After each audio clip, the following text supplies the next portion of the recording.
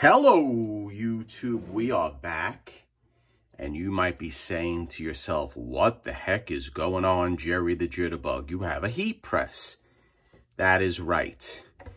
And we're back for another episode in relation to Saucedogcomics, X-Men #1.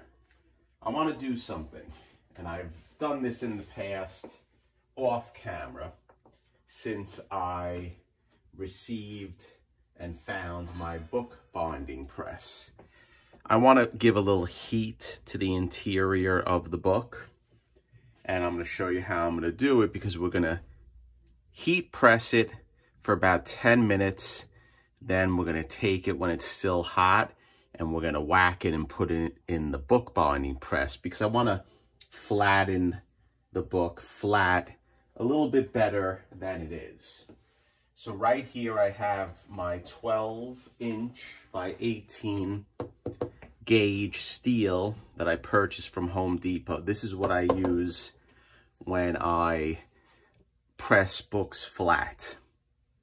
Also, this is steel, so you have to be careful because it does rust. So if you're going to put in books that are in a humidity chamber or sort of a little damp, rust will develop. I painted clear barbecue high heat paint, not barbecue, car restoration paint over it, because I made a mistake once and some of the rust transferred through the parchment paper into a book that I was pressing, which was not good.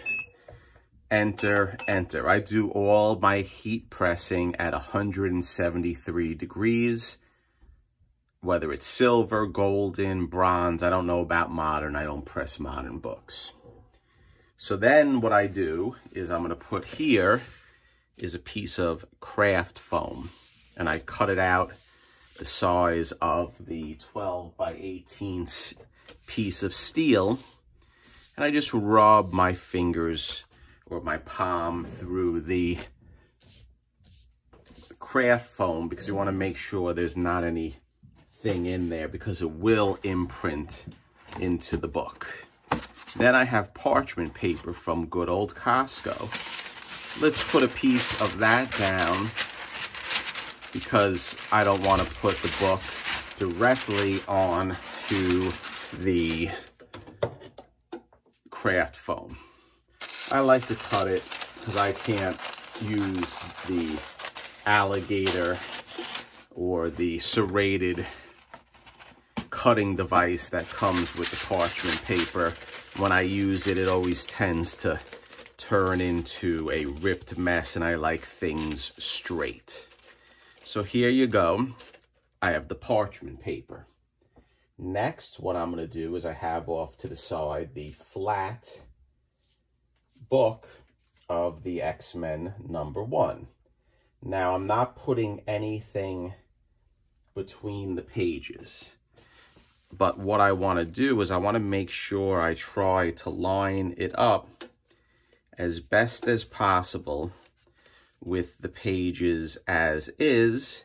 And as we know, that there are some donor pages, so it's not 100% the same from the first wrap, and the second wrap I believe is a donor wrap as well, and the rest of the book. So that's okay. That's why we're doing a conserved book. Next, I'm going to put a piece of parchment paper on top of the X-Men #1, laid flat, just like this. See how nice that looks? Then what we're going to do is we're going to take our second piece of foam, craft foam. I'm shaking it out on the side. I'm making sure there's no things that are embedded into it, and I'm going to rest that down just like that.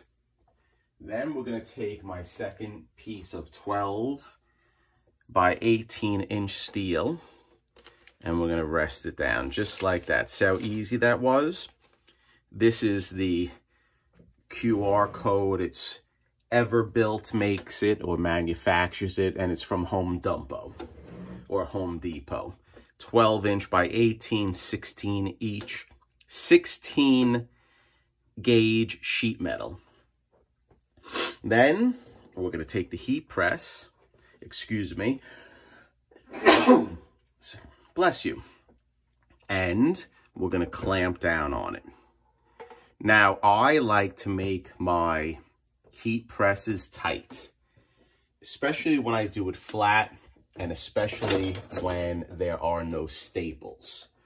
But just be careful if there's staples in the books. You have to protect the staples, and by inserting a backer board in the middle, and there's various ways to do it. You just can't wrench down with staples or a fragile spine, because what will happen? You can damage the book.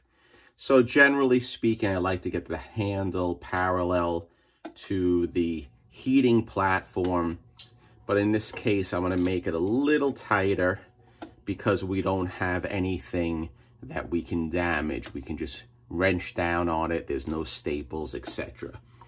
So I'm going to put it down, and that's it. So what will happen, and what the main point of having these pieces of sheet metal is that the sheet metal will heat up with the press, and it will transfer on the top and the bottom, which it will give a uniform heating. And that's why I like to put steel on the top as well as the bottom. Another thing I like to do is I have these vice grips. I get them from Harbor Freights. They're nice and cheap, and I like to clip the sides of the longer steel when I do it. Is it overkill, Jerry the Jitterbug? Probably, but why not? If we're doing it, we might as well do it and try to make it as best as possible. That's how we do it in America. And in other countries too, if I have foreign people who are watching.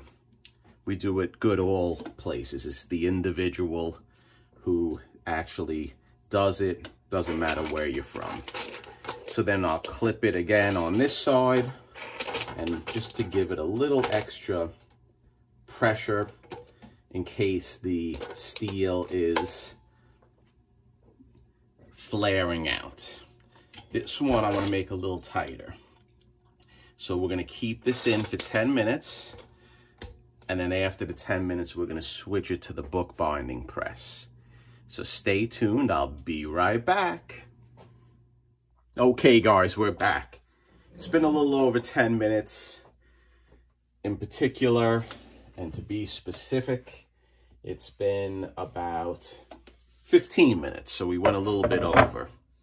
So what I want to do is I want to shut the press off, and I'm going to show you how I'm going to transfer this over. Now, you have to be careful because these steel plates at 173 degrees, they get hot. So I just put down one of my plastic sheets on top of the shelving unit. Now, by touching this, it is a little hot. So we have to be careful when we touch it. So I'm going to open up the press just like that. So you saw how tight it was. It wasn't wimpy. It was pretty aggressive. And then what I want to do is I want to slide off the first steel plate with the craft foam if I can do it, and I could. So that's good.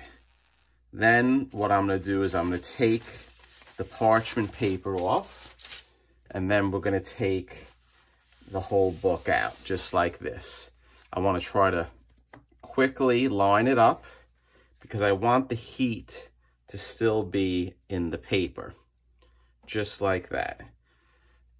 Then we're going to get my second plastic sheet, and we're going to put it on top of the X-Men #1, just like that. Then we're going to get my second shelving unit, place it on top, and you want to work quickly And then I'm going to put it in my bookbinding press right now, and get ready, because you're going to hear some squeaking. You know, the sound effects that happen. And I'm going to do that right now. And I rushed and I hit the shelving unit, so I just want to make sure everything is lined up.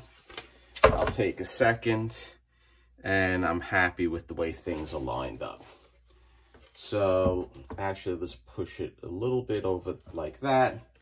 We'll put the shelving unit on, try to line it up nicely, and then get ready. You're going to hear some squeak, squeak. It's amazing the sound effects that occur on Jerry the Jitterbug's channel. Here we go. See that? That's strong. Okay. So I tightened it as tight as I could. And I'm going to leave the book in the bookbinding press for quite some time. I'm going to leave it in there, and we'll do it overnight. And then what we'll do, guys, and remember, when you use these presses, I know a lot of people have the same press. They may have better presses, but this works for me. Always unplug them, because I don't trust these heat presses. They're made, I don't know where they're made, in someplace in Asia. And I'm not knocking Asian products, but it doesn't come with instructions. I can't find the manufacturer. It's a little sketchy who the manufacturer is when you buy them on Amazon. So just unplug it just to be safe, to prevent fires. Imagine all of a sudden this causes a fire and your whole comic collection is gone. That would be sad. So let's keep it in the press overnight, and then I'll see you next upload, and we're going to put the staple holes in. I'm going to do some templates. I'll show you what I'm talking about. And then we're going to basically fold it, press it, and we're going to get rolling with the cover. So thank you. Hit the subscribe button, thumbs up, all that good jazz. I appreciate your support. Thank you for sticking by and watching the channel, and stay tuned.